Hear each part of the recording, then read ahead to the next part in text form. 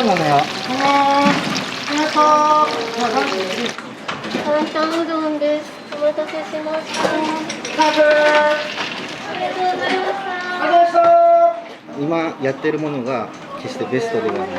今までより美味しいものが一番お客さんに対する恩返しなんだろうなという思いで作ってます。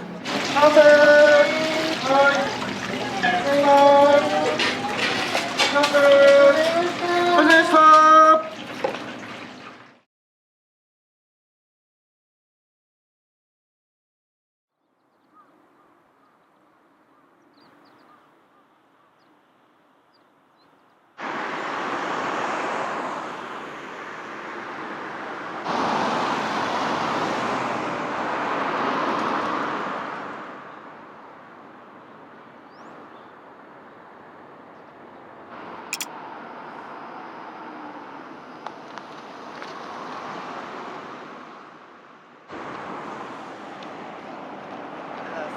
おはようございます。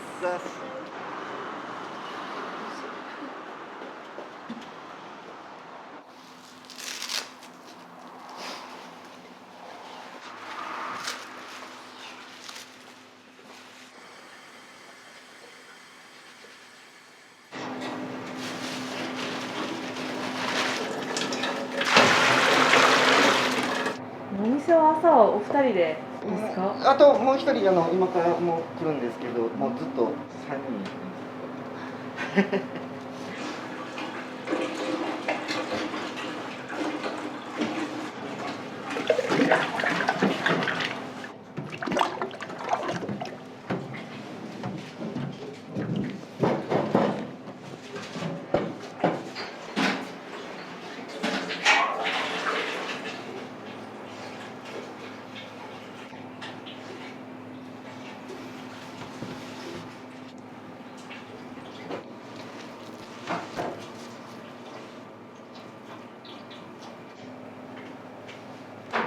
チャーシュー。チャーシュー。うどん屋さんなのにチャーシュー出すんですか？そうなんです。もともと野菜いっぱいうどんっていう豚骨うどんのお客さんからよくご注文いただいてて、どうせ豚骨やるんやったらうどんでチャーシューうどんを入れてやってみたらどうかなと思って始めたところすごく反響が良かったので、やる前から諦めたらもったいないっていうのが先代の教えなんで、まずやってみて、あとは出たとこ勝負。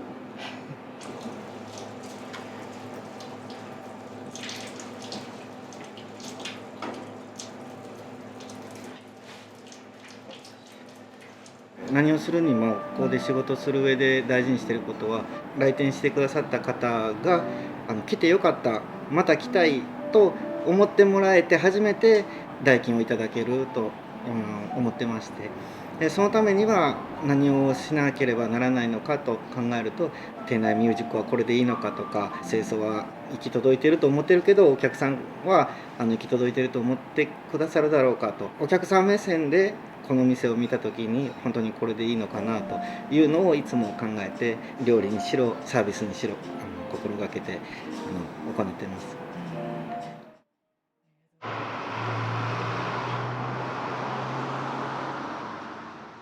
今度日もちょっと雪が今日明日どんだけ降るかわからないんで、より美味しくなってよろしくお願いします。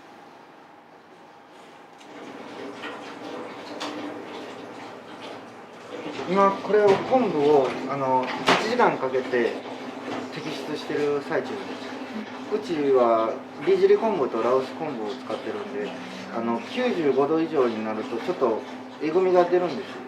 鰹節はだいたいそれ以上じゃないと香りが立たんので、一応こういう作り方にしてるんですけど。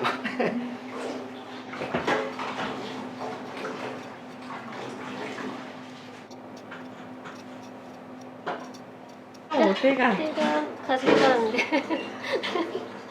ゃくちゃ寒いですね。寒いですね。今日に限って底冷えします。だからカイロ貼って頑張ってます。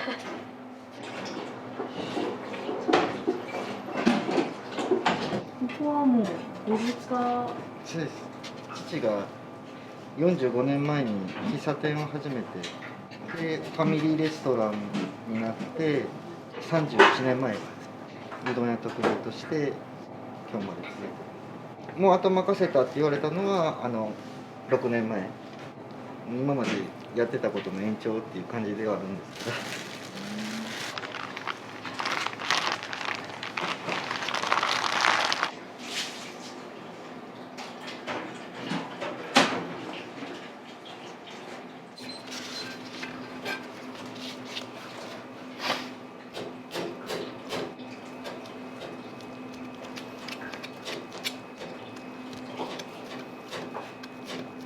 これは筋引きしてます。この筋の周りが火が通りにくいんで、本来ヘレカツ入れたらこれをぶつ切りにするんですよ。筋が短くなるからええやんっていう感じなんですけど、僕それ嫌なんで、フィレ肉の良さを感じる食べ応えになると思います。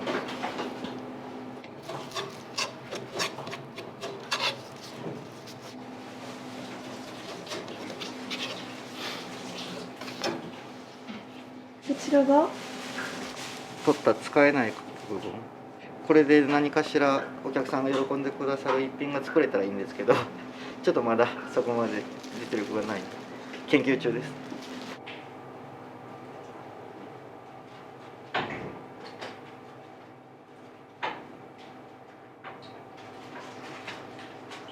やっぱ美味しいもんじゃないと、やっぱお客さんも満足してもらえるんだと思うし、実際自分がこれ全部一本丸々食べたいかって言われたらやっぱこっち食べたいんで、自分が食べたいものをお客さんに出すっていうのを心がけてます。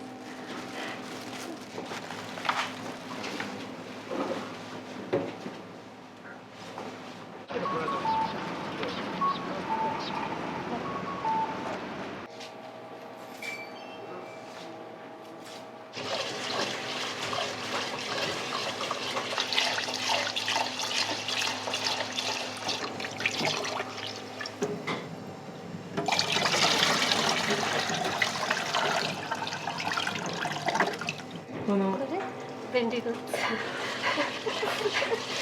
便利ですよ。手が冷たいうちはこれでお米はあちらの何ですか？農事さん地元の。農地さん。はいもう地元のものを使ってっていうのそうです。はい、地元で。はい。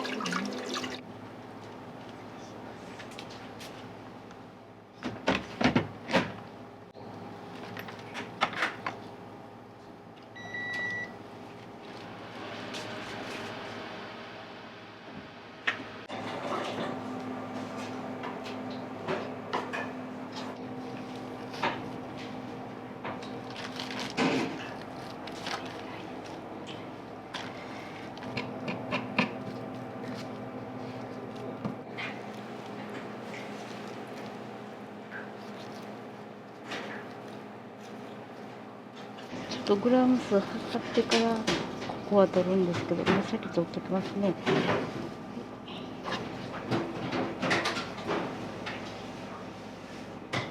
柏天丼セットとカツ丼とかにヒレロースチキンってあるんで、その時にチキン使ったり、トッピングで鶏天ってあるんで、そこで使ってますね。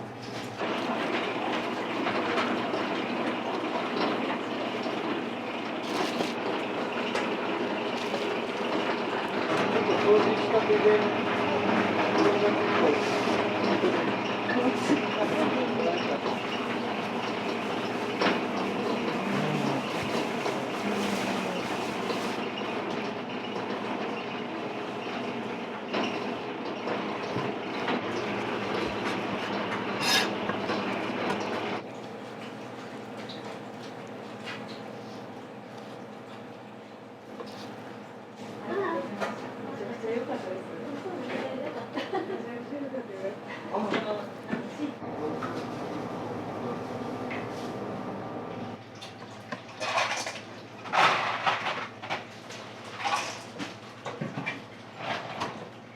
あ、これは？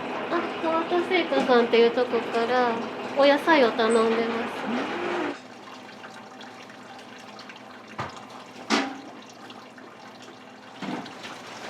トマト聖子さん。はい。もう20年ぐらいですそうですねか。はい、20年ぐらい。お付き合いさはいせていただいて。はい。私らも先代からなんで、いつも新鮮なお野菜を持ってきてもらってます。たまに私もいただくんですけど、もうすごく美味しくておすすめ料理だけ教えてもらってもいいですか？肉ぶっかけうどんがおすすめです。また来ます。はい、ありがとうございます。ありがとうございました。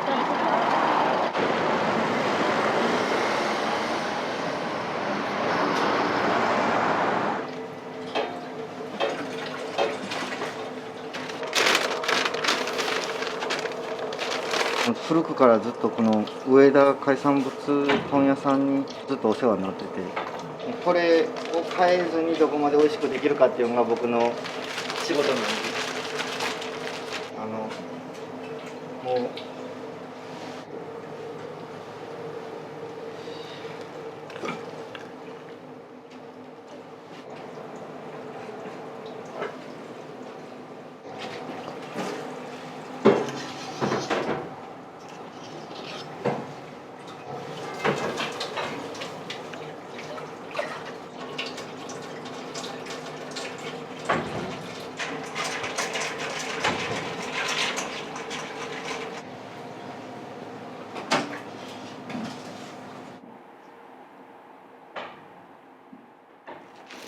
もうもともとは半解凍でくるみ予定だ大体ったんですか？そうなんです。クール便でこんだけ凍ってるのは初めてですね。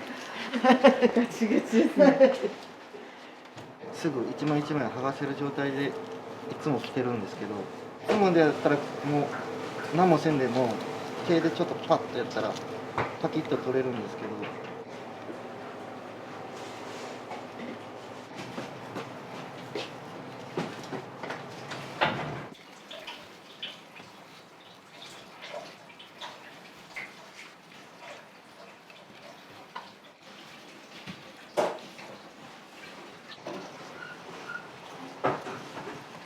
これは一品料理の角煮としてまた別の料理になりますので、なるべく全部美味しく作り上げるっていうのが目標です。とんかつはまた脂身を落とすんですか？そうですね。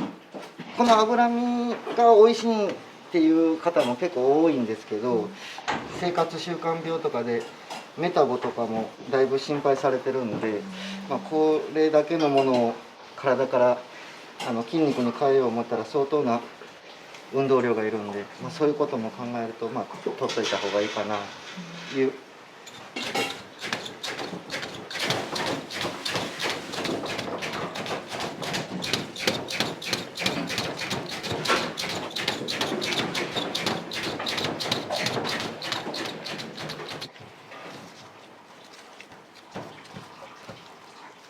すごいどれももう下処理が丁寧ですね。ありがとうございます。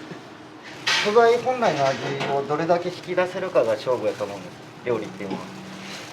下味つけたりとかいろいろ方法ありますけど、やっぱそもそもの素材をどれだけ下処理で引き上げれるかっていうのが勝負やと思ってるんです。まだまだ半人前ですけど。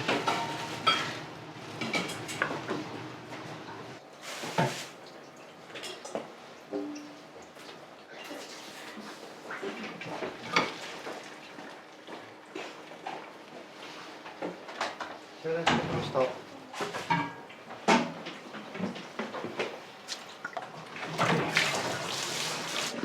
今日も3リッターずつです。お願いします。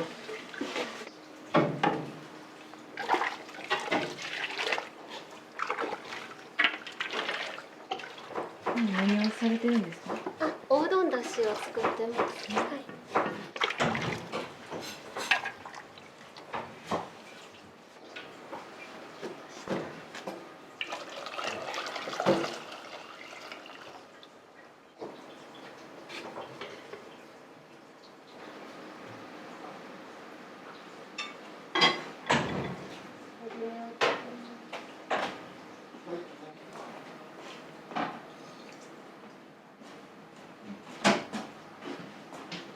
OK です。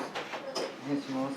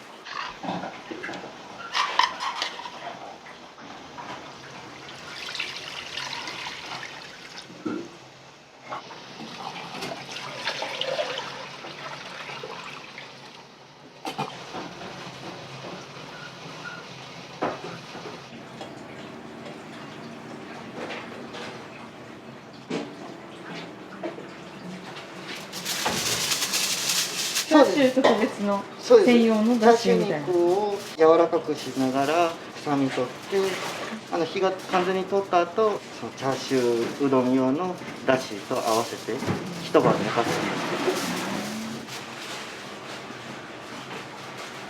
火加減が全てなんで。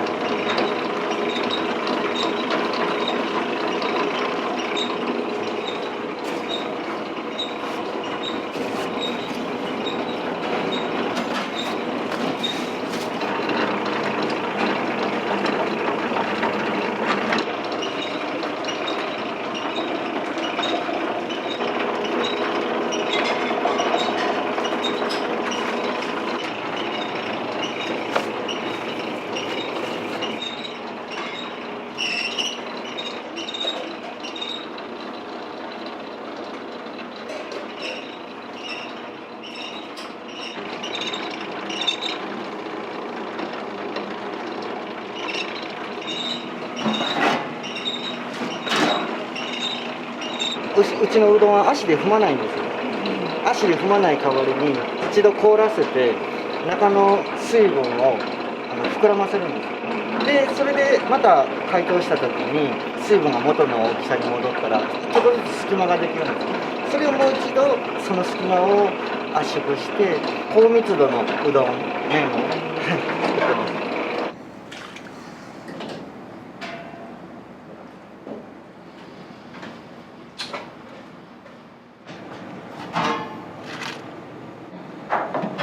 大体17分ぐらいですね。うどんの麺にも結構こだわられてるっていう。そうですね。もうこれはもう日々の積み重ねで、なるべく理想のうどんを作ってそれをお客さんに判断してもらうような形で。どんな特徴があるんですか？特にやっぱ密度がある分茹で時間に結構時間がかかるんですよ。それを出来たてをなるべくお客さんに届けるのがちょっと一苦労ではあるんですけど、そうですね。茹で時間がかかる分その分しっかりとしたコシと粘りのあるうどんが作れるように。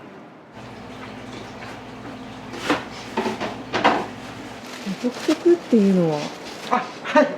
もともとここの喫茶店をやりながら他にもトクトクっていううどん屋さんのフランチャイズの経営とかも父はしてて、バブルがはじけた後トクトクの事業をちょっと撤退しようということで余った機材がここに集まってきたり。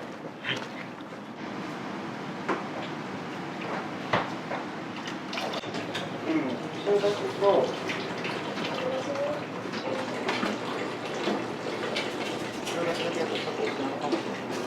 これが一品。一品です。はい。親子丼とかマグロ丼とかそういうにつけます。なんで笑ってんの？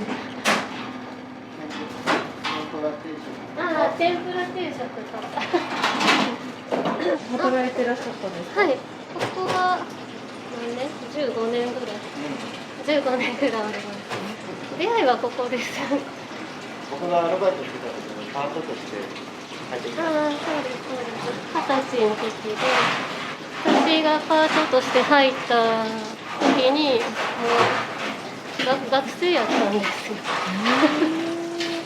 で、アイスクリームのチョコレートはどれくらいですかとか聞いたら、最初アルバイトだからいっぱいかけてくださいって的確な指示ではなかったんで、それが初めて言われたことが12違うので、12個。はい、上なんです。同じ虎年、同じ水亀座なんです。魚座なんです。よく喧嘩します。虎同士なんで怖いです。怖いです。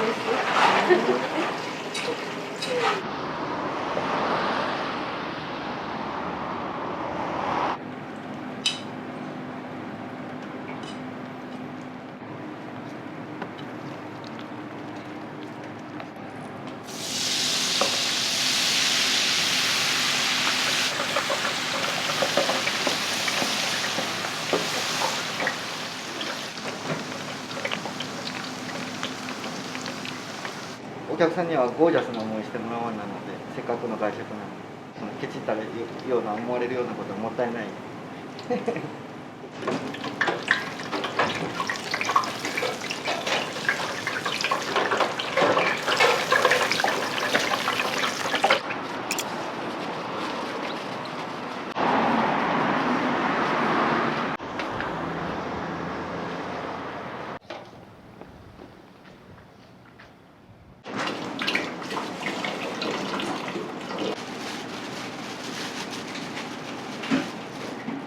あ、リンゴ。リンゴ、はい。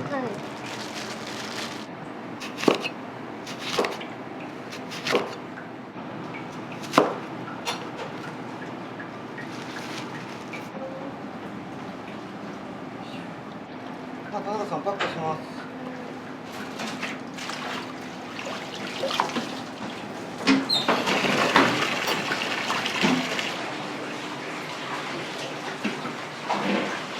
酵母です。あ、これ先ほどのお出汁の。あ、そうです。一種類だけ入れてます。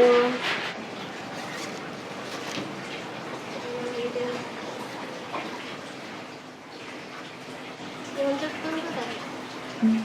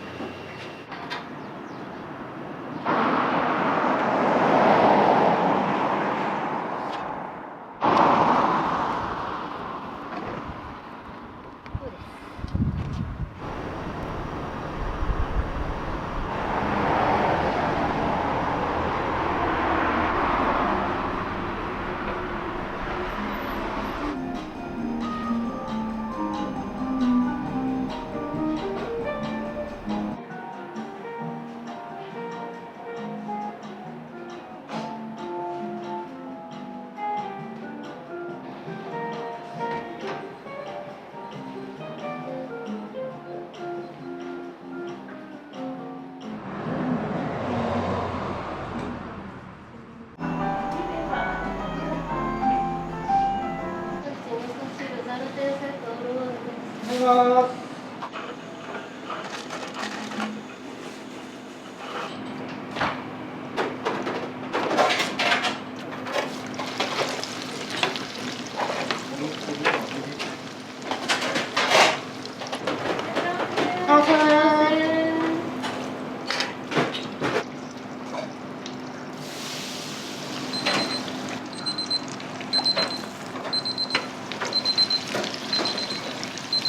いただきます。はい。いただきます。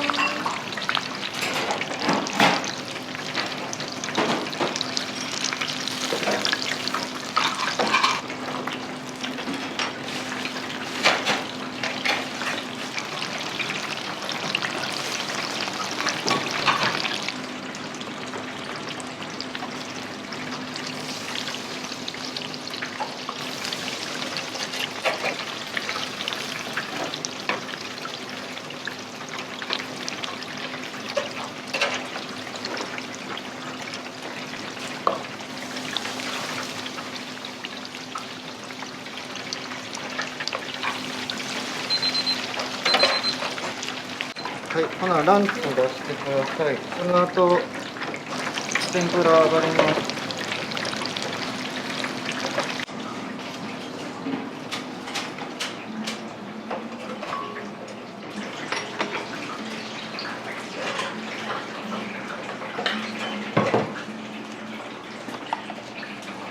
お味噌汁です。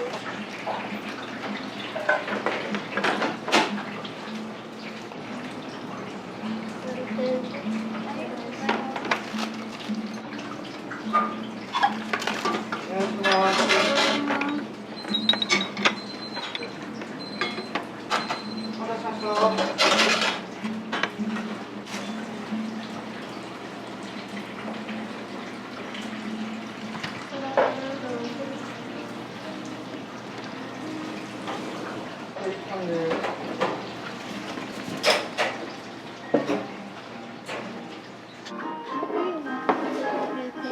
はい、どうぞ。はい、ご注文状ですね。ざるうどん天ぷら付きか。僕にはちょうどいい。腰が強すぎない。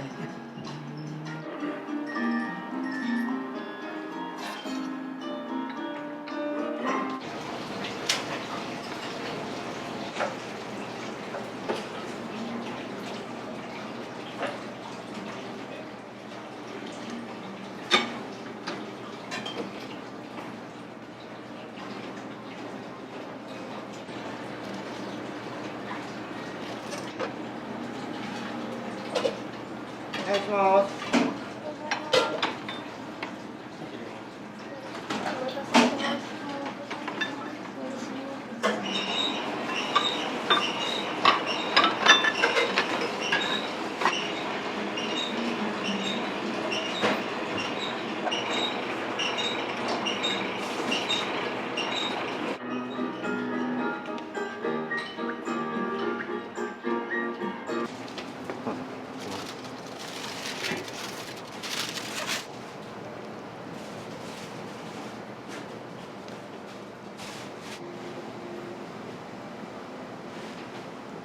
和風なんですよね。そうですね。はい。結構白だし使ってるんで、白だしでやるとよりコクとか風味が増して美味しくなるんで。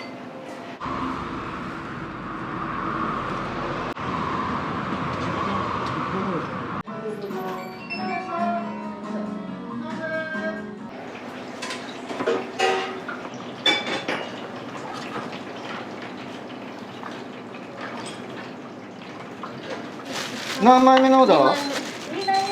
お一人様？はい、わかりました。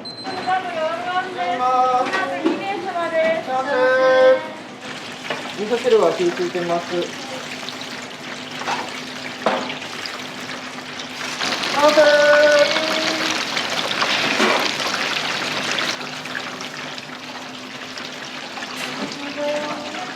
はい。完成。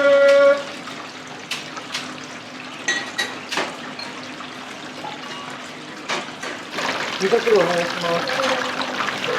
ランチ3上がります。ありがとうございました。お疲れ様でした。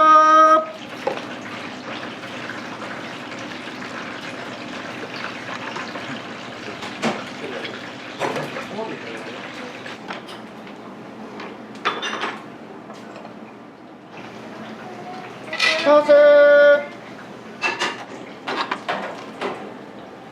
ランチシングルダブルです。はい。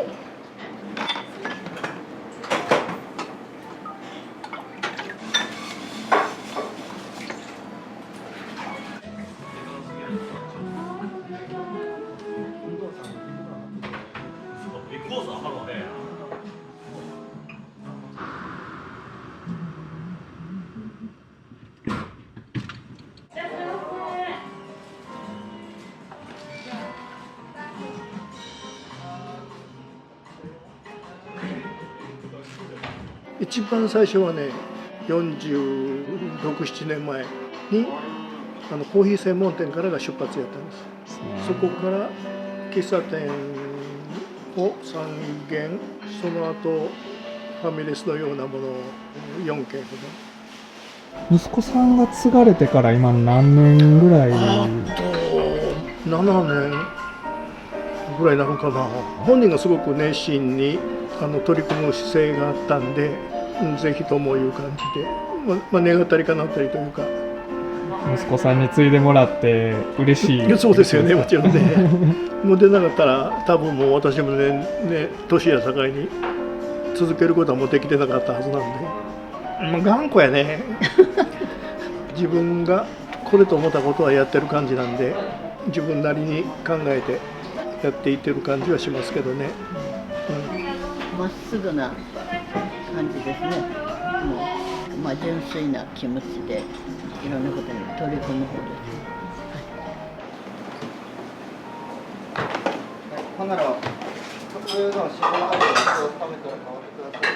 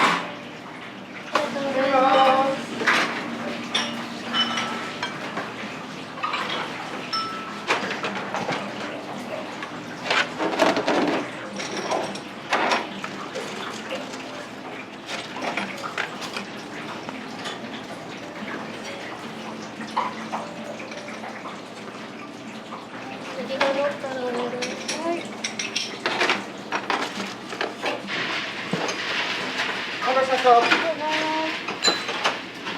願いします。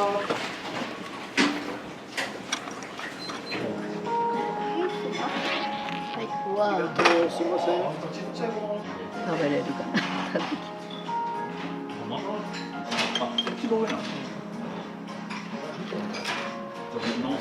が一玉、何のお金が入ってます。麺がね、長いですよね。すごい。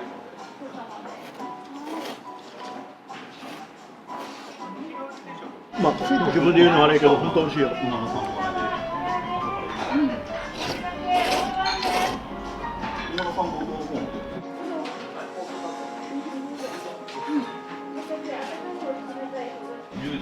肉うどん、天ぷらうどん、きつねうどん、亀うどんいう感じですよね。卵。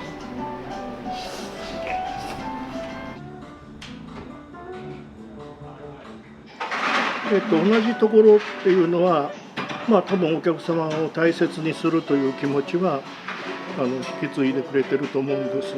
作り笑顔ではなくてね、心からというか気持ちから出てるかなという、それはまあ引き継いでくれてるような思います。味についてはうどんのだし、これなんかはなんかすごく自分がやってる頃よりは美味しくなったんちゃうかなと思ってますね。お客様に得っていうのはもちろん金銭的な、いわゆるコストパフォーマンスもありますけども、心の豊かさみたいなものをね、少しはここに来てもらったことで何か得てもらえるようなものがあればというのもありましたね。もう歯を食いしばってこの厳しい時代をね、創意工夫で乗り切ってほしい。とにかく飲食店はもう味が勝負なので、美味しいものを追求していってほしいと。健康に気をつけて、あまり無理せずに、みんなに愛されて楽しみにされるお店になってほしいです。これからも。はい。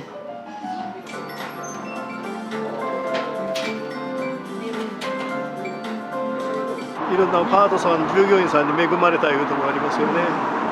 体力的にもね、そんなに強い方ではないんですけど、よく頑張って辛抱して頑張ってくれてる感じですね。でも精神力で頑張ってるんでしょうね。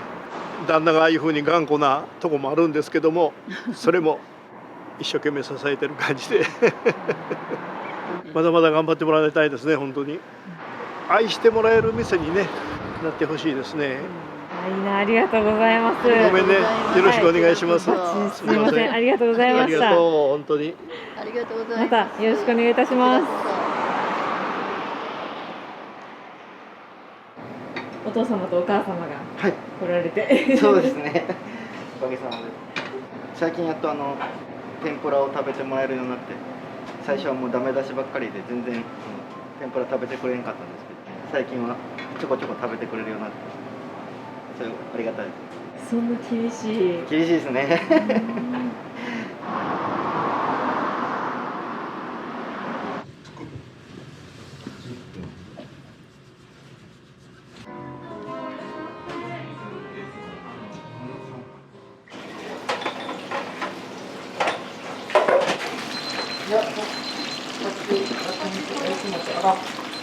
両面さんお願いいたしました。ランチお味噌汁、とろたま、唐揚げ定食、ぶっかけ、お風呂すぐ出るんで、唐揚げ定食お願いします。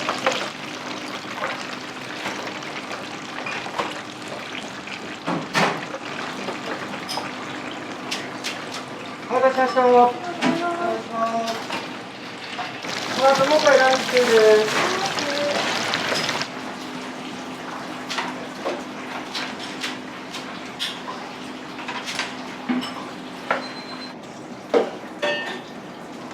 お願いします。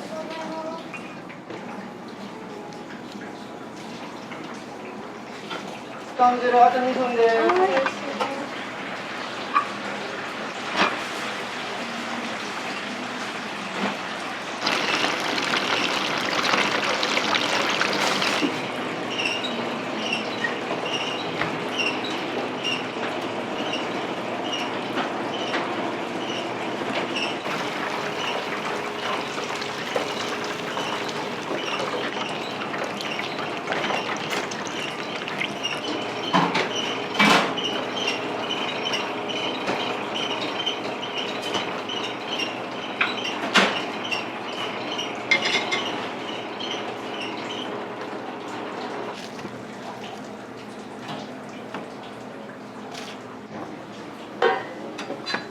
お願いします。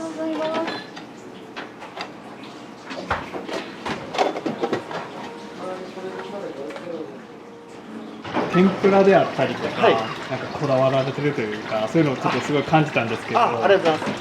実際に何回も試食を重ねてどうやって揚げたらいいのか、温度も正確には天ぷらは190度、実際それをやってみてうちのパン粉とかフライものにいいかって聞かれるとちょっとやっぱ違うんですよ。なるべく注文いただいてからパン粉をつけて揚げたりとか、天ぷらもギリギリまで鮮度保った状態で投入するっていうのを心がけてます。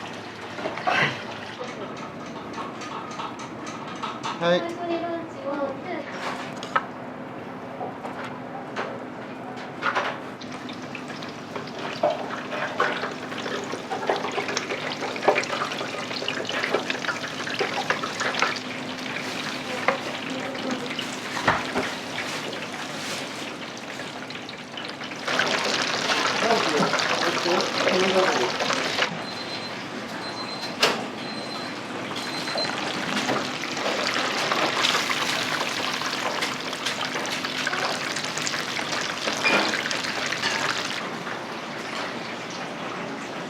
ランチセミダブルの方、お願いします。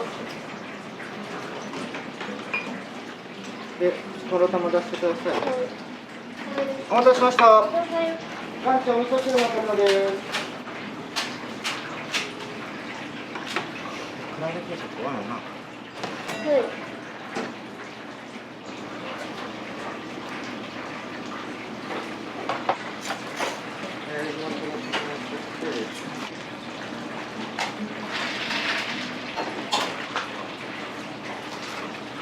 とろ玉です。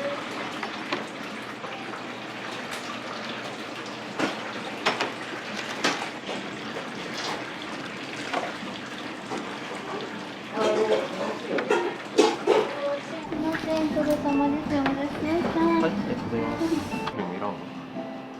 生姜わさび、後で。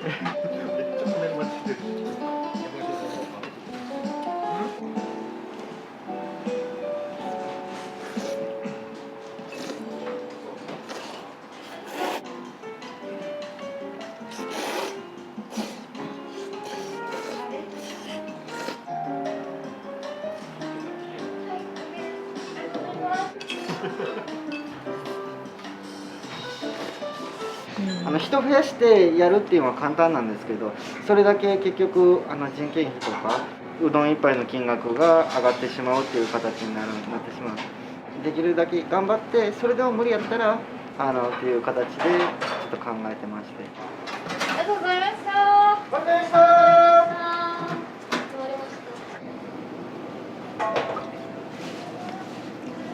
ありがとうございました。ありがとうございました。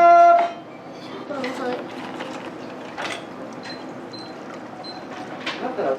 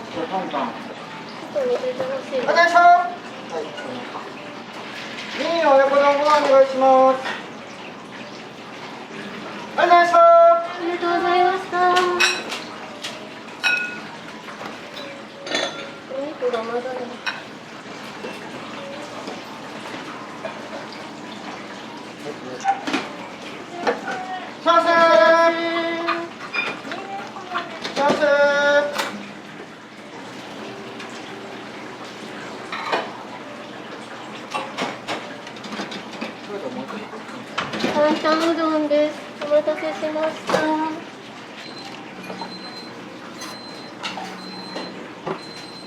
サラダもう一個でこっちます。担々うどんです。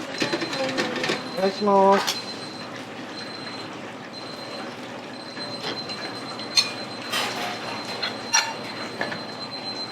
お待たせしました。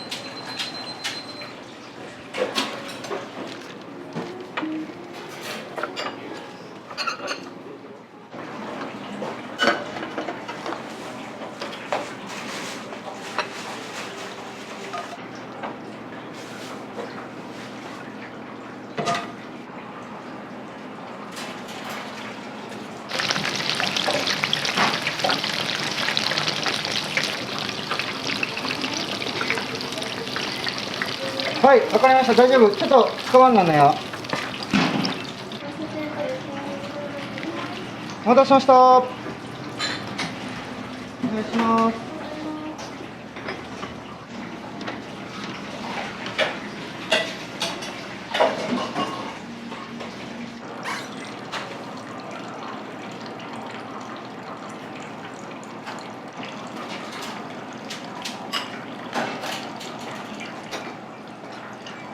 すいません。お待たせしました。お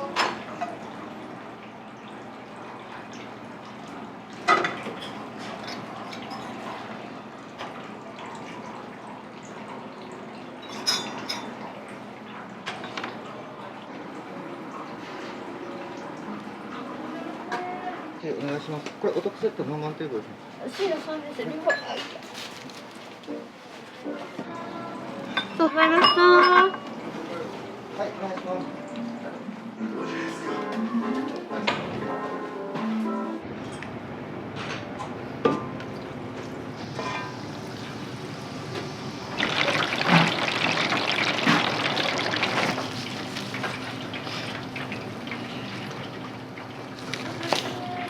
先生。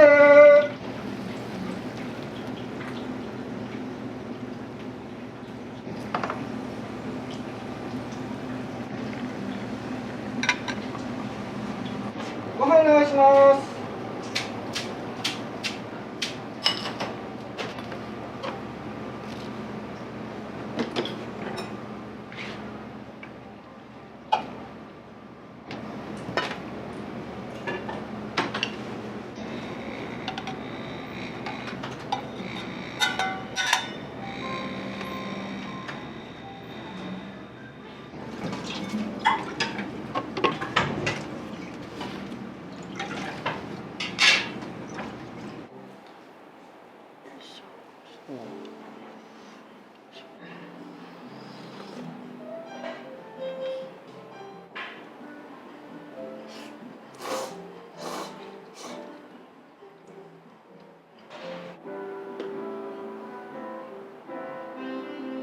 一般的に私の場合でしたらお味がいいっていうのも大きな理由ですけども、それにも負けないぐらいの大きな理由が一番最初に来た時に「ありがとうございました」ってわざわざ見送ってまでくださって、笑顔で元気な声で「ありがとうございました」って「また来ようか」みたいな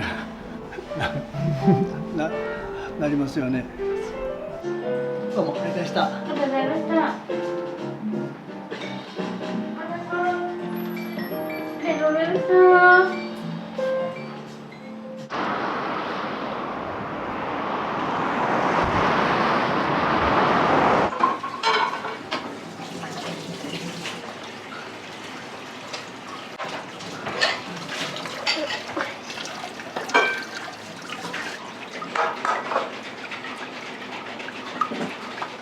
リンゴジャム。はい、リンゴも入れてて、リンゴジャムも入れてます。まろやかになると信じてます。まろやかになります。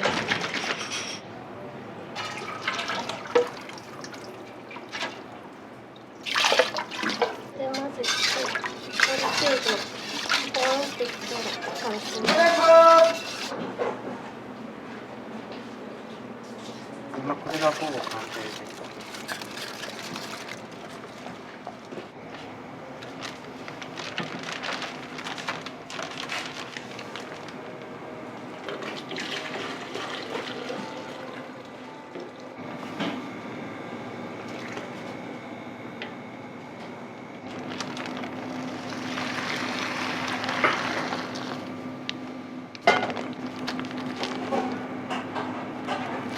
丸一日一晩置いて完成になって味付けの特徴っていうのはやっぱ和風系。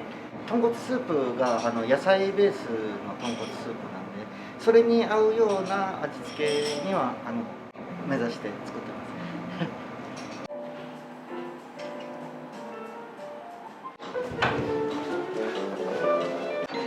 すこういったトラブルはあんまりないんですけど、寒い日が続いて水道管が凍ってしまったんで。今日はその中の営業だったんですか？そうなんです。水道管壊れたら営業に支障はあります。めちゃくちゃあります。今はもう食器洗えないんで。食器洗えない。はい。これで溜まってくれたら、これでなんとかなるかと思いますけど。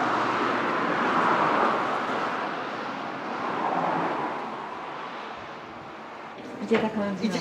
はい、一応向こうが止まってる間、水が出てくれると思うんですけど。まだできました。すみ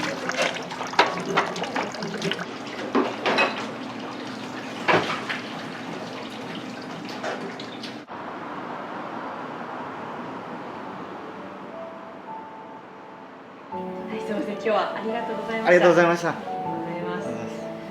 で、メニュー構成もなんか面白い、ちょっと変わり種のおうどんが多い印象だったんですけど、はい、心がけてるところとか。また来たいと思ってもらうためには飽きさせない工夫っていうのを心がけてやってまして、特別うどんはこの味っていうのは絶対変えたらいけないんですけど、今やってるものが決してベストではない、これよりもっと上のランクは必ず調理として存在するのをまだ知らないだけだから、それを早く見つけてお客さんに提供することが一番お客さんに対する恩返しかなと。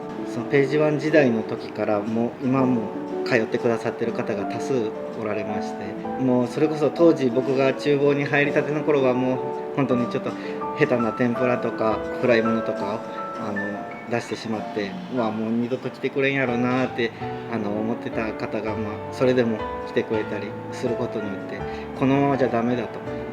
僕はお客さんから代金以外にその調理の経験をもらってるんですよね。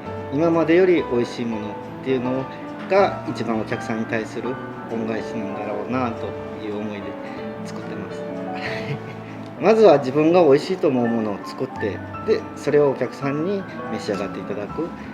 叱られることもあるし喜んでもらえることもあるけど、それでよりお客さんが美味しいと思うもの、自分が美味しいと思うものの共感っていうんですかね、味覚の共感っていうのがすごく嬉しいですね。よろしくお願いします。本日は本当にもう付きっきりで、もうこちらこそありがとうございました。ありがとうございます。ありがとうございます。本当に。はい。もうじゃあずっとこれからもう3人だけで。一応今の予定では体力が体力が体力勝負で。